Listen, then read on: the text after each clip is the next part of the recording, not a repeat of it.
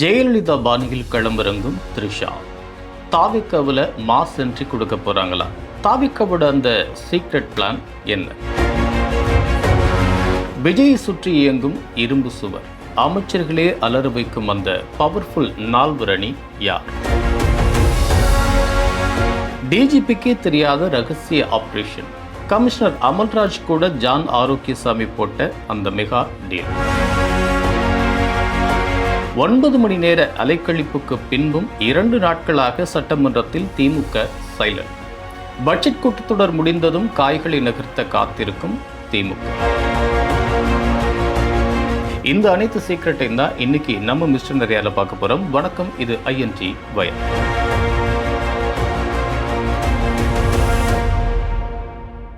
August 3ஆம் தேதி தஞ்சாவூரில் நடந்த காவிரி நீர் ஆர்ப்பாட்டத்தில் திமுக இளைஞரணி செயலாளரும் சட்டமன்ற எதிர்க்கட்சித் தலைவருமான உதயநிதி ஸ்டாலின் பேசின பேச்சுக்கள் ஒரு பெரிய புயலையே கிளப்பிருந்துச்சு.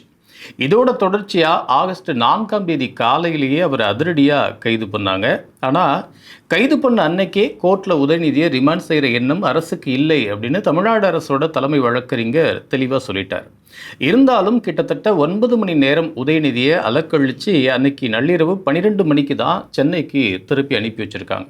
மறுநாள் ஆகஸ்ட் 5ஆம் தேதி அன்னைக்கு தமிழக வெற்றிக்கழக அரசின் முதலாவது பட்ஜெட்டை நிதியமைச்சர் மரிய வில்சன் தாக்கல் செஞ்சப்போ திமுக உறுப்பினர்கள் எந்தவித எதிர்ப்பும் காட்டாம அமைதியாக உட்கார்ந்துருந்தாங்க. இன்றைக்கு வேளாண் பட்ஜெட்டுக்கும் கருப்பு சட்டை அணிந்து வந்து எதிர்ப்பு தெரிவித்தாங்களே தவிர வேறு எந்த குழப்பமும் பண்ணல. இந்த கைது நடவடிக்கைக்கு ஏன் எந்த ரியாக்ஷனும் கொடுக்கல அப்படின்னா, இது பட்ஜெட் தாக்கல், இதில் நாம் எந்த பிரச்சனைகளும் எழுப்ப வேண்டாம். ஸோ பட்ஜெட் தாக்கல் முடிஞ்ச கையோட இந்த கைது நடவடிக்கையை சட்டமன்றத்தில் திமுக வச்சு செய்கிறதுக்கு பக்காவாக பிளான் போட்டிருக்காங்களாம் அப்படின்னு அறிவாலய தரப்புலேருந்து தகவல்கள் கசிஞ்சிருக்கு. அதற்கு எந்த வகையிலையுமே குறையாம தமிழக வெற்றிக்கழக தரப்பும் அடுத்த கட்ட அதிரடிக்கு ரெடி ஆகிட்டு வருதான். தஞ்சாவூர் கூட்டத்தில் உதயநிதி ஸ்டாலின் பேசினப்போ கூட்டத்தில் இருந்தவங்கெல்லாம் த்ரிஷான்னு கத்த, அதுக்கு உதயநிதி கொடுத்த அந்த பதில் கமெண்ட் தான் இந்த விவகாரத்தை ஒரு பெரிய லெவலில் பூதாகரமாக்கிடுச்சு. உதயநிதி கைதை கண்டித்து போராடின திமுகவினர் நடிகை த்ரிஷாவை பற்றி பேசினதுக்கு இவ்வளவு வேகமாக ஆக்ஷன் எடுக்கிற விஜய் அரசு காவிரி தண்ணியை கொண்டு வரதில் ஏன் அந்த வேகத்தை காட்டலை அப்படின்னு ரொம்பவே காட்டமாக கேள்வி கேட்டாங்க. இதன் மூலமாக தமிழ்நாடு அரசியலில் நடிகை த்ரிஷாவோட பேரும் இப்போ ஒரு முக்கிய விவாத பொருளாக மாறிடுச்சு. இந்த விவகாரங்களை எல்லாம் த்ரிஷா ஒரு பொருட்டாவே எடுத்துக்கலனாலும் திமுக தாவேக்கு இடையிலான இந்த அரசியல் மோதலில் த்ரிஷாவோட பேர் தொடர்ந்து பயன்படுத்தப்பட்டு வருது. முதலமைச்சர் விஜயும் த்ரிஷாவும் ஒரு நல்ல ஃப்ரெண்ட்ஸ் அப்படின்னாலும் அவங்கள பற்றி அரசியல் விவாதங்கள் அப்பப்போ சூடு பிடிச்சிட்டே தான் இருக்குது. இந்த சூழலில் தான் தமிழக வெற்றிக் கழகத்தோட மேலிடத்தில் ஒரு முக்கியமான பிளான் ஓடிட்டுருக்கா. தேவையில்லாமல் த்ரிஷாவை திமுகவினர் தொடர்ந்து வம்புக்கு இழுக்கிற நிலையில் த்ரிஷாங்கிற அந்த மாஸ் இமேஜை நாம் ஏன் கட்சிக்கு பயன்படுத்தக்கூடாது அப்படிங்கிறதான் அந்த மாஸ் பிளானா. பட்ஜெட் கூட்டத்தொடர் முடிஞ்சதுக்கு அப்புறமா தமிழக வெற்றிக் கழகத்தோட அந்த பிரம்மாண்டமான ஒரு பொதுக்கூட்டத்தில் நடிகை த்ரிஷா மேடை ஏறுறதுக்கு அதிகமான வாய்ப்புகள் இருக்குது அப்படின்னு சொல்கிறாங்க. 1980களில் அன்றைய பிரபல நடிகையாக இருந்த ஜெயலலிதாவை அதிமுகவில் இணைச்சி அவருக்கு கொள்கை பரப்பு செயலாளருங்கிற அந்த முக்கிய பொறுப்பை எம்ஜிஆர் எப்படி கொடுத்தாரோ அதே பாணியில் த்ரிஷாவையும் தாவேக்காவில் இணைச்சி அவருக்கு ஒரு முக்கியமான கட்சி பொறுப்பை கொடுத்தா என்னன்னு தாவேக்க தலைமை இப்போ தீவிரமாக யோசிச்சுட்டு வரலாம். அன்னைக்கு கடலூரில் நடந்த அந்த கூட்டத்தில் எம்ஜிஆருக்கு ஜெயலலிதா நினைவு பரிசு கொடுத்த அந்த ஃபோட்டோ இன்னைக்கும் அரசியலில் பிரபலமாக பார்க்கப்பட்டு வருது. அதே போல் மிக விரைவிலேயே முதலமைச்சர் விஜயோட நடிகை த்ரிஷாவும் மேடை ஏறி அதிகாரப்பூர்வமாக தாவேக்க உறுப்பினராகி அந்த பொறுப்புகளை ஏற்றுக்கிற காலம் மிக விரைவில் நடக்க போகுதான். அதே மாதிரி கோட்டை வட்டாரத்தில் இன்னும் சில சுவாரஸ்யமான சம்பவங்களும் நடந்திருக்கு. உதயநிதி ஸ்டாலின் கைது செய்யப்பட்ட விவகாரத்தில் நடந்த விஷயங்கள் தமிழக வெற்றிக் கழகத்தோட சீனியர் அமைச்சர்களுக்கே ஒரு பெரிய வருத்தத்தை ஏற்படுத்தியிருக்கான். என்ன வருத்தம்னா, உரிய வழக்கு, கடுமையான சட்டப்பிரிவுகள், புத்திசாலித்தனமான ஆக்ஷன் பிளான் எதுவுமே இல்லாமல் இந்த ஆப்ரேஷனை அவசரமாக செஞ்சு முடிச்சிருக்காங்க அப்படிங்கிறதா அவங்களோட வருத்தமாக இருக்குது. இது சம்பந்தமாக முதலமைச்சர் விஜயை யாரோ தவறாக வழிகாட்டி மாட்டி விட்டாங்க அப்படின்னு சீனியர் அமைச்சர்களே புலம்புறாங்க. அதே மாதிரி போலீஸ் வட்டாரத்திலையும் இதே மாதிரியான குமுறல்கள் கேட்டுக்கிட்டே இருக்கு. உதயநிதியை கைது செய்கிறதுங்கிறது முதலமைச்சர் விஜயை சுற்றி இருக்கிற ஒரு சிலர் எடுத்த அந்த தனிப்பட்ட முடிவு அப்படின்னு சொல்கிறாங்க. உயர் போலீஸ் அதிகாரிகள் கிட்ட இது குறித்து எந்த விதமான முறையான ஆலோசனையும் நடத்தப்படாமல் வெறும் ஆர்டர் மட்டும்தான் மேலிருந்து போயிருக்கு. முதலமைச்சர் விஜயை சுற்றி யாராலும் எளிதில் ஊடுருவ முடியாத அளவுக்கு ஒரு வலுவான இரும்பு சுவர் போன்ற அதிகார மையம் இயங்கிக்கிட்டு இருக்கு. அந்த அதிகார மைய வளையத்தில் முதலிடத்தில் இருக்கிறது ஜான் ஆரோக்கியசாமியும், 2ஆம் இடத்துல விஷ்ணு ரெட்டியும், 3வது இடத்துல ஜெகதீஷும், 4வது இடத்துல வினோத்தும் இருக்கிறாங்க. இவங்க தான் முதலமைச்சரை முழுமையாக கட்டுப்படுத்துகிற அந்த சக்தி வாய்ந்த நால்வர் அணியாக செயல்பட்டு வராங்க. ஒரு காரியத்தை கச்சிதமாக முடிக்கணும் அப்படின்னா எப்படி தந்திரமாக இவங்க காய்களை நகர்த்துறாங்கன்னா, முதலமைச்சர்கிட்ட ஒரு விஷயத்தை கொண்டு போகணும்னா முதல்ல விஷ்ணு ரெட்டியோ இல்லை ஜெகதீஷோ இல்லை வினோத்தோ போய் அதை சொல்லுவாங்களாம். அவங்க சொன்னதுக்கு அப்புறமா அதை உறுதிப்படுத்துகிற விதமாக ஜான் ஆரோக்கியசாமி முதல்வர்கிட்ட அந்த முடிவு சரியானது தான் அப்படின்னு சொல்லுவாராம். ஒருவேளை ஜான் ஆரோக்கியசாமி முதல்ல ஒரு விஷயத்த முதல்வர்கிட்ட பேசினா மற்ற இந்த 3 பேரும் ஆமோதிச்சு ஆமாம் அப்படின்னு ஒரே குரல்ல சொல்லுவாங்களாம்.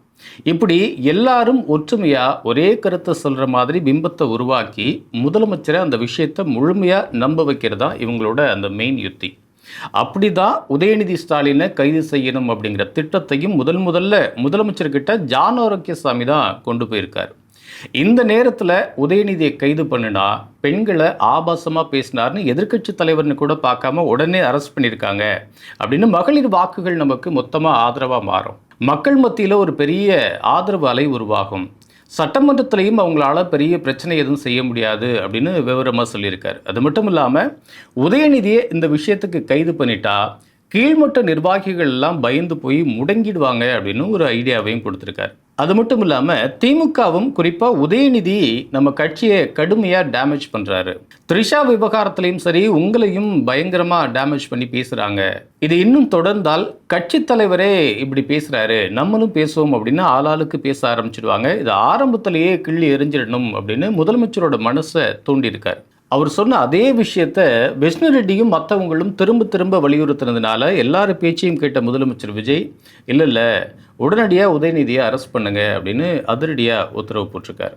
இந்த ஆர்டர் வந்த உடனேயே டிஜிபி மகேஷ்குமார் அகர்வாலுக்கே தெரியாமல் ஜான் ஆரோக்கியசாமி நேரடியாக சென்னை மாநகர காவல் ஆணையர் அமல்ராஜ் கூட பேசி அந்த டீலை முடிச்சிருக்காரு.